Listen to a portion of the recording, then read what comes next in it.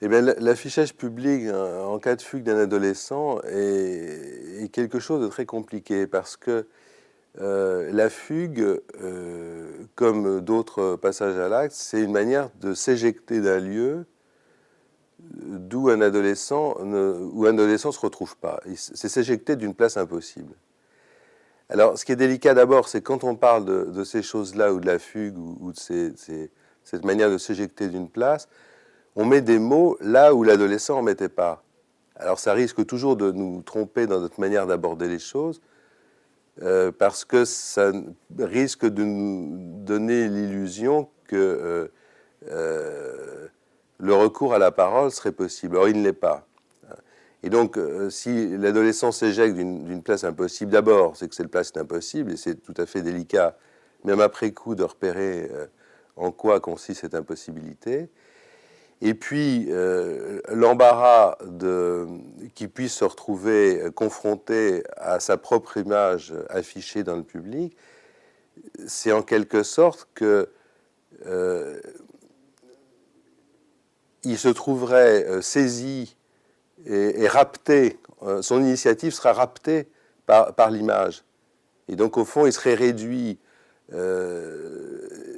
son initiative serait doublement réduite, déjà saisie par d'autres qui ont pu la diffuser, diffuser cette information, et donc utiliser dans le tissu social un recours à la parole qui lui fait défaut, lui, dans sa singularité, et en plus aboutir à une stigmatisation de cette information dans une image qui court-circuite la dimension de la parole.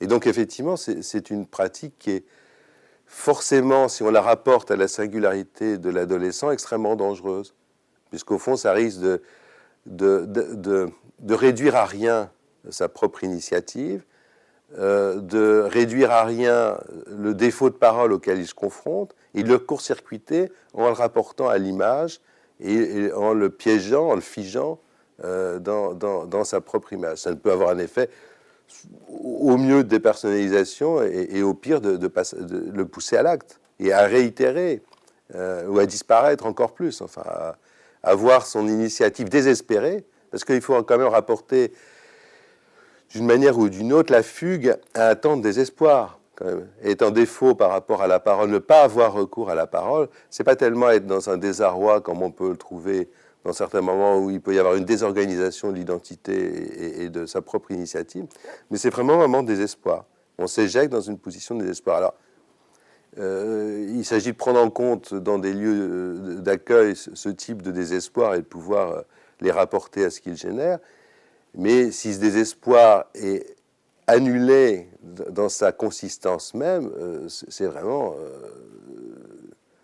une situation extrême. Soit la réitération, soit c'est se tuer, c'est disparaître, c'est vraiment faire disparaître la consistance de cette ultime initiative, en quelque sorte, et dans quelque chose qui lui échappe.